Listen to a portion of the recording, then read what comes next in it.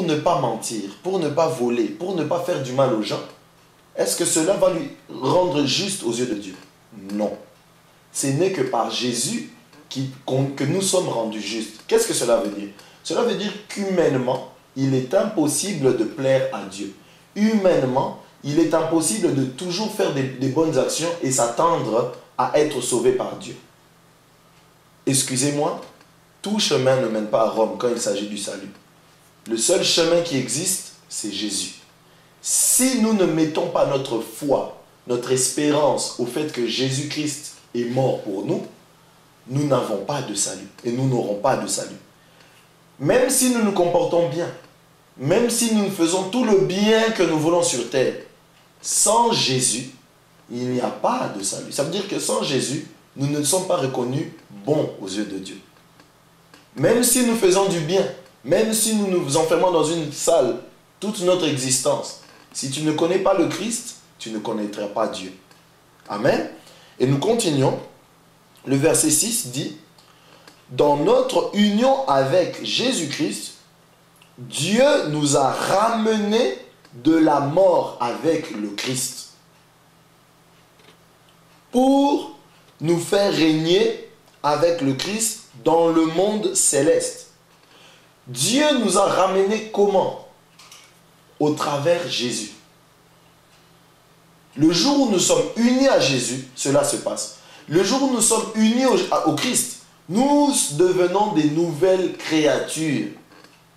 Mais certains de vous me diront, quand j'ai accepté Jésus, j'étais gros, je suis toujours gros. Quand j'ai accepté Jésus, j'étais noir, je suis toujours noir. Quand j'ai accepté Jésus, j'avais les cheveux crépus, j'avais toujours les cheveux crépus après. Oui, parce que ce changement est spirituel. C'est pour ça que le commencement dit, vous étiez spirituellement morts. Le corps physique que nous avons est un corps déchu. Nous avons trois parties dans notre être. Nous avons une âme, nous avons un corps physique et nous avons un corps spirituel. Le corps spirituel que tout humain a provient d'Adam. Qu'est-ce que je veux dire? Est un héritage de l'état du premier homme qui s'appelait Adam. Mais le deuxième homme, selon la volonté de Dieu, qui est le Christ, est venu et il était différent dans son esprit. Il était différent dans sa nature. Et quand nous naissons en Jésus, dans notre esprit, nous avons un nouvel esprit. Pas l'esprit que nous avons. L'esprit que nous avons est phase out, c'est-à-dire qu'il est écarté, et Dieu nous fait naître un esprit similaire, pareil et identique au Christ. Ce n'est pas moi qui le dis, la Bible nous le dit, nous le lirons. La Bible dit, tel Christ est dans les cieux, tel nous sommes ici-bas. Donc nous comprenons que c'est en Christ que nous devenons des nouveaux esprits, des nouvelles créatures. Et la Bible dit, Dieu est esprit, et il faut l'adorer en esprit et en vérité. Je vais simplifier cela. Dieu est esprit.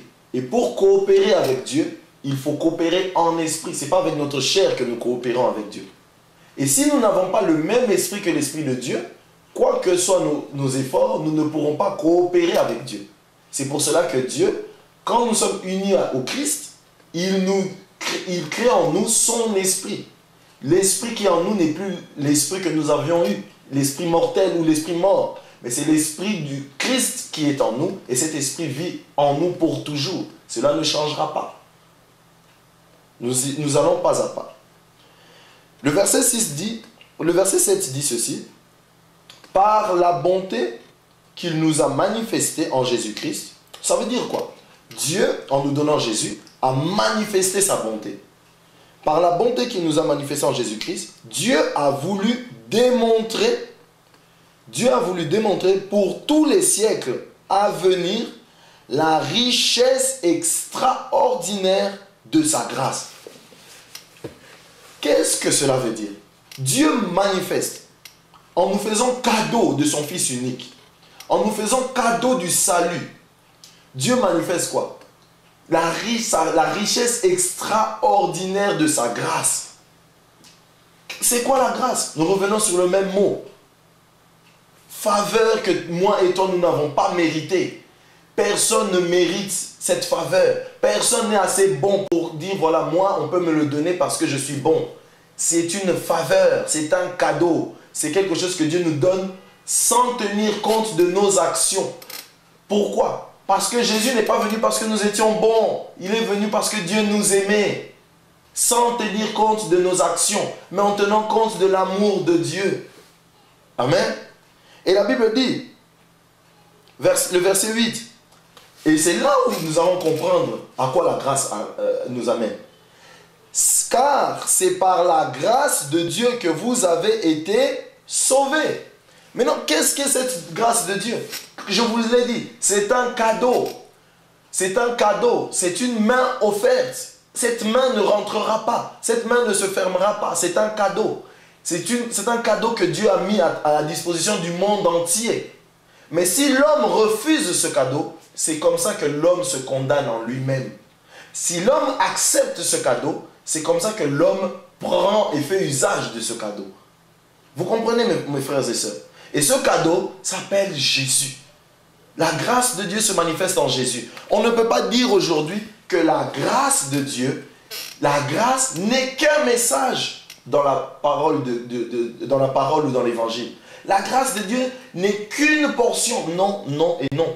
La grâce de Dieu, c'est le message. La grâce de Dieu, c'est ça. C'est comme ça que nous sommes sauvés. Sans grâce de Dieu, personne n'est sauvé. Si personne n'est sauvé, il n'y a pas de christianisme. Il n'y a pas de message. Il n'y a pas de prédication.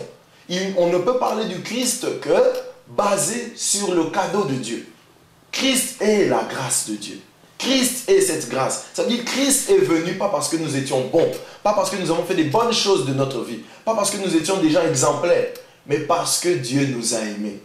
Seulement, Dieu a tellement aimé le monde qu'il a fait cadeau, qu'il a fait grâce. Vous comprenez? Et maintenant, nous y arrivons. Et ce verset va vous expliquer une chose. Certains vont me dire, non, non, non, c'est par la foi que nous sommes sauvés. Je vais vous expliquer une chose.